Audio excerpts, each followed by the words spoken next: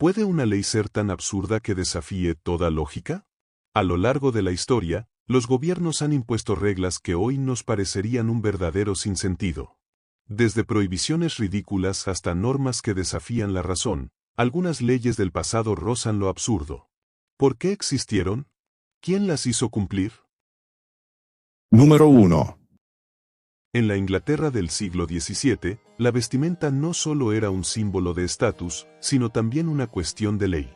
Entre las muchas normas sartoriales impuestas por la monarquía y la aristocracia, una de las más extrañas fue la prohibición del uso de zapatos rojos para los plebeyos. Solo la realeza y los miembros de la nobleza tenían el privilegio de calzar este llamativo color, ya que representaba poder, riqueza y linaje. La obsesión por el estatus a través de la moda no era exclusiva de Inglaterra, pero esta ley en particular se aplicaba con rigurosidad. La razón detrás de la prohibición era simple: los tintes rojos más vibrantes y duraderos eran extremadamente caros, obtenidos de la cochinilla, un insecto que se comercializaba a altos precios. Así, los zapatos rojos se convirtieron en un símbolo de exclusividad y prestigio. Si un plebeyo osaba desafiar la norma y era descubierto usando calzado rojo, las consecuencias podían ser devastadoras. Desde elevadas multas hasta penas de prisión, la severidad del castigo dependía del rango social de la persona infractora.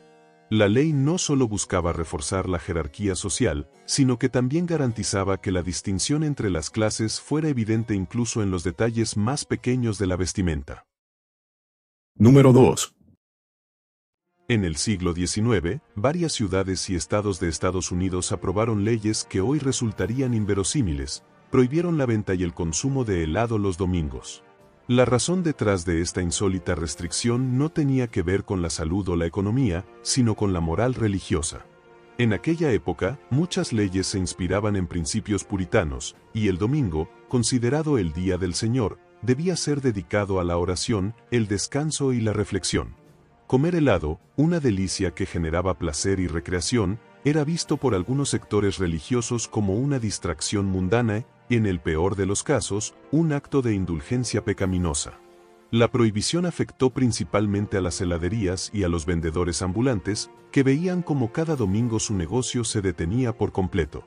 En algunas regiones, las autoridades imponían multas a quienes fueran sorprendidos disfrutando de un simple cono de vainilla en público. En casos más extremos, se reportaron cierres temporales de establecimientos que desafiaban la norma. La ley no tardó en generar burlas y resistencia. Para evadirla, algunos comerciantes idearon estrategias ingeniosas, como la invención del sundae. Este popular postre de helado con jarabe y frutas fue creado en respuesta a la prohibición, ya que su nombre hacía alusión a la idea de que era un alimento permitido los domingos. Número 3. En la antigua Babilonia, la cerveza era un regalo de los dioses y un pilar de la sociedad. Su importancia era tal que el Código de Hammurabi establecía severas sanciones para quienes osaran criticarla. No se trataba solo de una bebida, era parte de la economía, la religión y la vida cotidiana. Hablar mal de la cerveza o insinuar que estaba adulterada podía ser considerado un insulto grave. Las penas variaban desde fuertes multas hasta la muerte, especialmente si el comentario se interpretaba como un agravio contra los dioses. Las tabernas, dirigidas por mujeres llamadas habitu, tenían la obligación de servir cerveza de calidad y en las medidas correctas. Si un tabernero diluía la bebida o engañaba a los clientes, podía ser arrojado al río como castigo. La cerveza no solo era una fuente de alimento y disfrute, sino también un elemento clave en rituales religiosos. Por ello, cualquier crítica no solo afectaba a los cerveceros, sino que podía considerarse un acto de impiedad. Hoy, la cerveza sigue siendo popular, pero afortunadamente, hablar mal de ella ya no es un delito mortal. Número 4.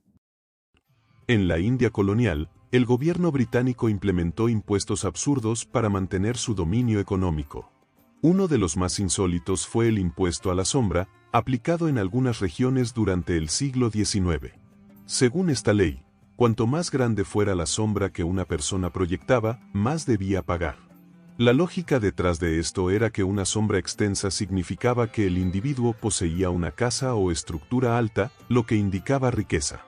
El impuesto afectaba principalmente a los habitantes de zonas rurales y a los comerciantes que instalaban toldos o techos improvisados para protegerse del sol. Cuanto más espacio cubrían con sombra, más debían pagar al gobierno británico. Para los más pobres, este tributo era una carga insoportable, ya que incluso buscar refugio bajo un árbol podía considerarse evasión fiscal. Las quejas y la resistencia crecieron rápidamente. Se registraron casos de personas que derribaban sus propias construcciones o evitaban caminar en ciertos horarios para no proyectar sombras largas. Finalmente, el impuesto fue abolido debido a su impopularidad y a la dificultad de aplicarlo con justicia. Número 5. En la Inglaterra medieval, la justicia podía llegar a extremos verdaderamente insólitos. Una de las leyes más extrañas permitía condenar y ejecutar a personas que ya habían fallecido, especialmente en casos de traición o crímenes graves. Aunque suene absurdo, esta práctica tenía un propósito simbólico y legal: demostrar que ni siquiera la muerte eximía a alguien de la justicia del reino. Cuando un acusado moría antes de ser juzgado, las autoridades aún podían dictar una sentencia póstuma. Para hacer cumplir el castigo, se ordenaba desenterrar el cadáver y someterlo a una ejecución simbólica, que podía incluir la decapitación o la horca. En algunos casos, los restos eran desmembrados y expuestos en público como advertencia para otros.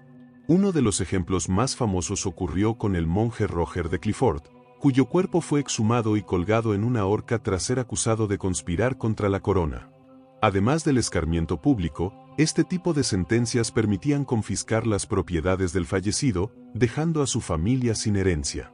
Aunque la práctica de ejecutar a los muertos desapareció con el tiempo, refleja hasta qué punto podía llegar la obsesión medieval por el castigo y el control social.